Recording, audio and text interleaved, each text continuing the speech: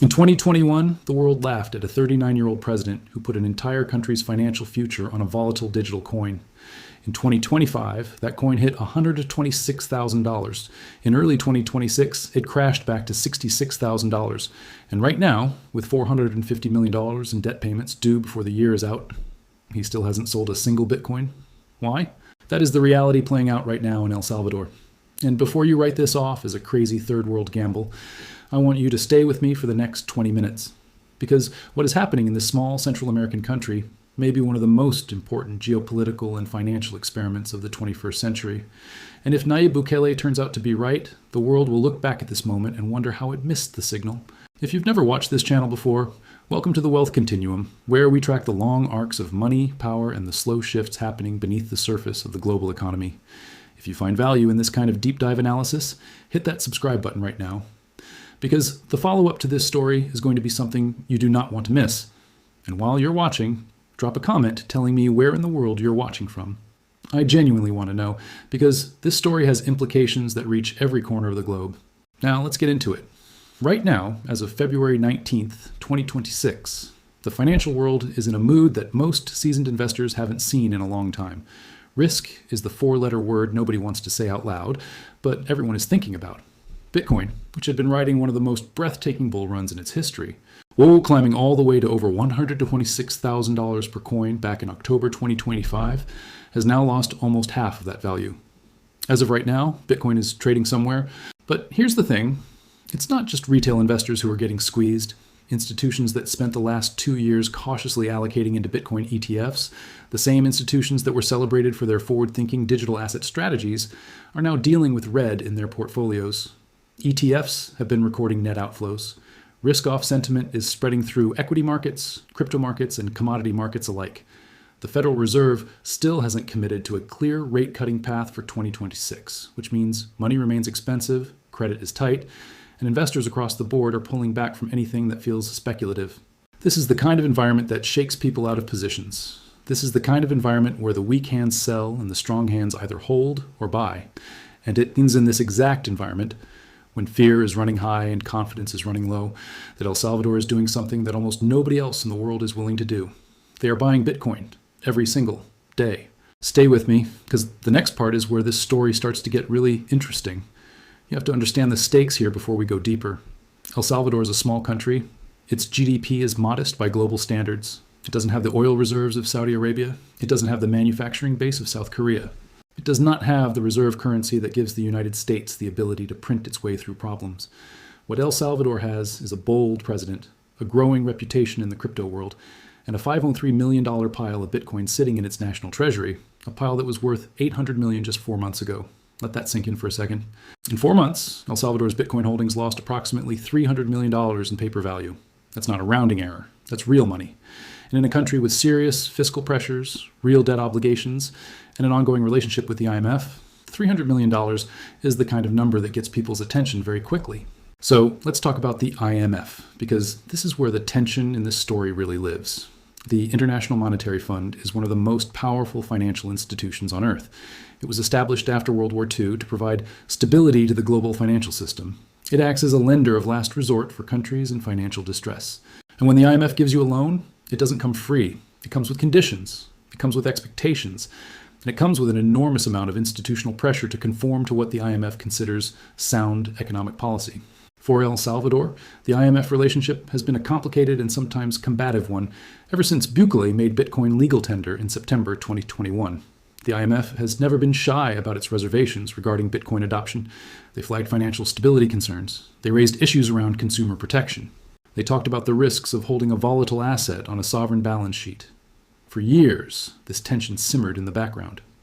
Then, in December 2024, El Salvador and the IMF finally struck a deal, a $1.4 billion extended fund facility, part of a broader $3.5 billion financial rescue package. It was a significant moment, and it came with significant strings attached. As part of the agreement, El Salvador was required to walk back some of the most aggressive elements of its Bitcoin law. Bitcoin was no longer mandatory for businesses to accept. It became voluntary. The government's direct involvement in Bitcoin transactions was scaled back. Taxes were to continue being paid in US dollars, not Bitcoin. And crucially, the Salvadoran government pledged, in writing, not to increase the public sector's exposure to Bitcoin. The IMF breathed a sigh of relief. Markets responded positively. El Salvador's bonds had already delivered remarkable returns, over 130% in the 3 years prior to the deal, and investors were hopeful that the country was now on a path toward greater stability. But here is what they're not telling you. Even after signing that agreement, even after committing to the IMF in writing, El Salvador never stopped buying Bitcoin, not for a single day. The government's Bitcoin office, which operates under the Ministry of Finance, has continued purchasing 1 Bitcoin per day as part of Bukele's dollar-cost averaging strategy. And in November 2025, in the middle of a significant market downturn, El Salvador executed its single largest Bitcoin purchase since first adopting it in 2021, buying 1,090 BTC in one day, worth approximately $100 million. When the IMF pushed back, noting that future commitments required El Salvador to refrain from Bitcoin-related purchases by the public sector, Bukele's administration did something remarkable. They essentially said, "We're still buying, and here's why the accounting justifies it." The government's position was that purchases through the National Bitcoin Office were technically consistent with the program's terms, without ever clearly explaining how. You need to understand this before I show you what's next, because this is not just about Bitcoin. This is about sovereignty. This is about a small country deciding that the rules written by powerful institutions for powerful nations do not necessarily serve its interests. And that is a story that has played out again and again throughout history, always with enormous consequences. Now let's talk about Bukele's actual strategy. Because if you strip away the noise, the panic, and the daily price charts, there's a coherent long-game logic underneath all of this. Nayib Bukele came to power in El Salvador in 2019 at just 37 years old. He was something the country had never really had before. A president who was both a genuine outsider and a genuine communicator. He understood social media in a way that traditional politicians didn't. He understood branding. And when he looked at El Salvador's economic position, a dollarized economy with limited monetary policy tools, heavy reliance on remittances from Salvadorans living in the United States, and a debt profile that was making investors nervous, he made a calculation. He decided that El Salvador's best chance for attention, investment, and long-term relevance on the global stage was not to compete on conventional terms. It was to do something audacious, something that no nation had ever done before. On September 7th, 2021, El Salvador became the first country in the world to adopt Bitcoin as legal tender. And the reaction was exactly what you'd expect. International shock, IMF alarm, market skepticism, and a media narrative that cast Bukele as either a genius visionary or a reckless gambler. 4.5 years later, that debate is still not settled. But what is settled, and this matters enormously, is that Bukele has achieved what he set out to achieve in at least one critical dimension. El Salvador is known, not just by finance professionals, but by people all over the world who have never paid attention to Central American politics a single day in their lives. That brand recognition has real value. It attracts conferences, it attracts entrepreneurs, it attracts capital. El Salvador has been actively courting Bitcoin businesses, crypto exchanges, and digital finance companies to set up shop within its borders. Bitfinex, one of the world's major cryptocurrency exchanges, has relocated to El Salvador. The country has been developing a legal and regulatory framework that makes it one of the most crypto-friendly jurisdictions on the planet. This is not just political theater. It's a genuine attempt to reposition a small economy around the industries of the future. But here's what Bukele understands. What I think a lot of people watching this story from the outside miss entirely. The Bitcoin bet is not just a financial bet. It is a sovereignty bet. Think about what El Salvador's position was before 2021. It was a dollarized economy. That means it gave up control of its own monetary policy when it adopted the US dollar. It can't print money. It can't adjust interest rates. When the Federal Reserve decides to raise rates or lower rates, El Salvador's economy feels those effects, but has absolutely no say in the decision. It is, in the most literal sense, financially dependent on decisions made in Washington. Now, and this is where it gets really concerning if you are someone who believes in the power of small nations, when El Salvador went to the IMF for a bailout, it had to negotiate from a position of weakness. The IMF sets the terms. El Salvador takes them or leaves them, and leaving them would have been catastrophic for the country's ability to access global credit markets. But here's the play that Bukele is running.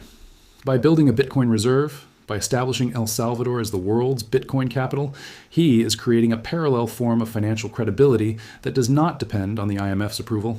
He is betting that Bitcoin, as a global, decentralized, censorship-resistant reserve asset, will eventually be recognized not as a speculative instrument, but as a legitimate store of value, the way gold is recognized today.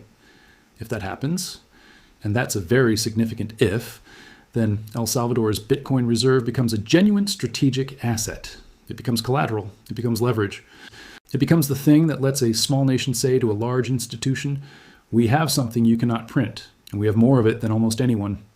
This is where it gets really interesting, because Bukele is also playing a political game that involves Washington, specifically the Trump administration.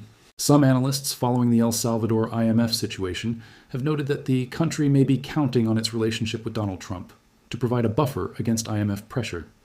Here's the key piece of context. The United States is the single largest shareholder in the International Monetary Fund. It holds the most voting power. And the Trump administration has been broadly sympathetic to cryptocurrency in ways that previous administrations were not. If the U.S. were to signal, even informally, that it does not want the IMF to penalize El Salvador for its Bitcoin holdings, that signal would carry enormous weight inside the institution. Is that what's happening? We don't know for certain. But what we do know is that El Salvador recently secured a separate $1.3 billion loan commitment from the Inter-American Development Bank, specifically for housing and tourism infrastructure projects. That is a significant alternative source of capital, one that reduces El Salvador's total dependence on the IMF disbursements that have been on hold since September of last year. The IMF's second review of El Salvador's program, which was supposed to unlock another tranche of the $1.4 billion loan, has been stuck since September 2025.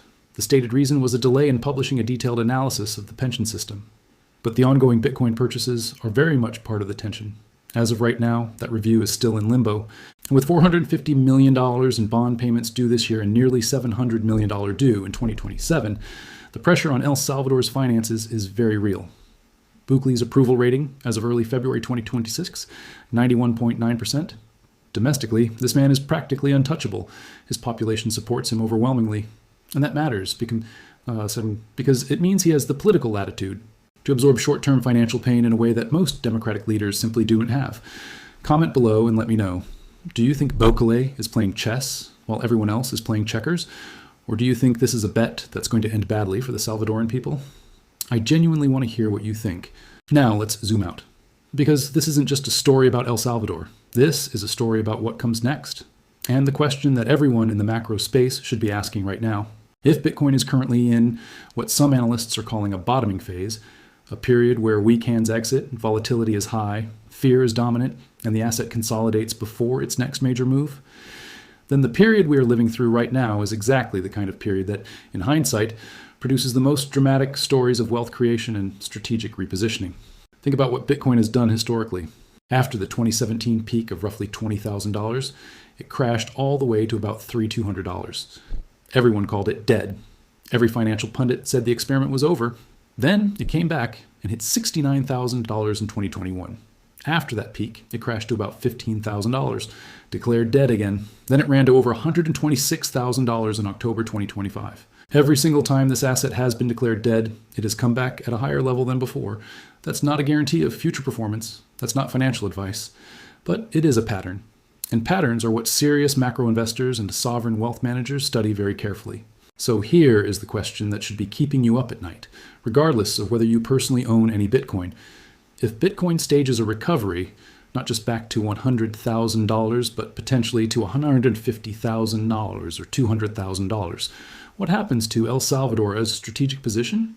At $150,000 per Bitcoin, El Salvador's 7,560 BTC would be worth approximately $1.13 billion. At $200,000, that's over $1.5 billion. For a country with the economic profile of El Salvador, that is transformational money. That is the kind of asset appreciation that changes debt dynamics, attracts investment, and gives a small nation leverage it has never had before. But here is what makes this moment so significant beyond just El Salvador's balance sheet. This is where I want you to really pay attention, because this is the part of the story that most people are not connecting. Small nations around the world are watching what El Salvador is doing. They are watching carefully. They are watching with interest. And some of them are beginning to have conversations that would have seemed utterly absurd 5 years ago. Conversations about whether sovereign Bitcoin reserves might make sense for nations that feel financially squeezed by the existing global system. Bhutan, the tiny Himalayan kingdom, has been quietly mining Bitcoin using its hydroelectric power. At one point, its holdings were substantial relative to the size of its economy.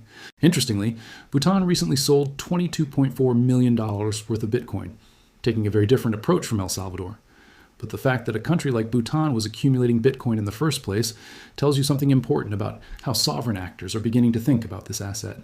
There are other nations, nations that feel excluded from the dollar system, nations that resent the IMF's structural adjustment conditions, nations that are looking for any tool that might give them financial autonomy, that are watching El Salvador's experiment with more than casual curiosity.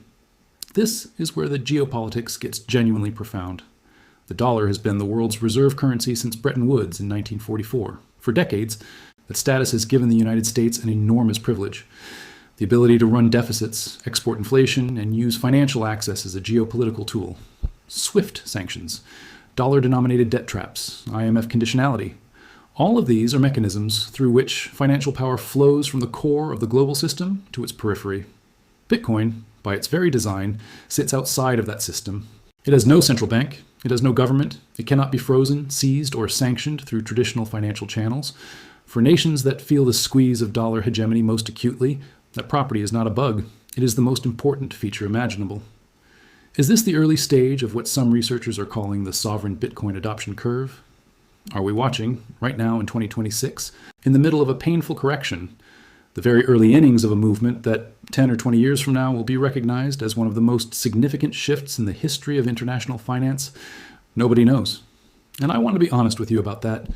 There are real scenarios in which Bitcoin fails to recover strongly, in which El Salvador's IMF relationship deteriorates further, in which the bond market turns sharply against the country, and in which Bukele's experiment goes down in history as a cautionary tale about the dangers of mixing sovereign fiscal policy with volatile digital assets. Those risks are real. The credit default swaps don't lie. The $450 million in bond payments due this year don't disappear because Bukele has a high approval rating. The IMF review that has been stuck since September has real implications for the country as access to credit. But here is what I keep coming back to. Every major paradigm shift in financial history has looked foolish in the middle. The people who bought gold in the early 1970s when Nixon closed the gold window, they were ridiculed. The people who held dollars in the early days after Bretton Woods, when the dollar was not yet the unquestioned global reserve currency, they were taking a bet on an outcome that was not guaranteed. The people who argued that internet companies would eventually be worth trillions of dollars in the year 2001 in the wreckage of the dot-com crash, they were laughed out of rooms. History does not reward the consensus. It rewards the people who see the next structural shift before it becomes obvious.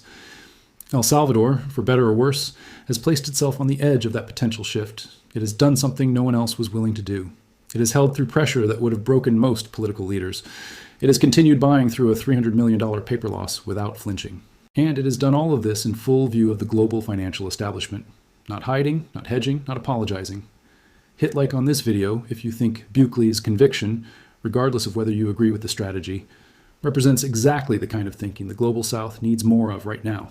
Because I think there's something to be said for a leader who actually has a long-term strategy, even if you disagree with what that strategy is.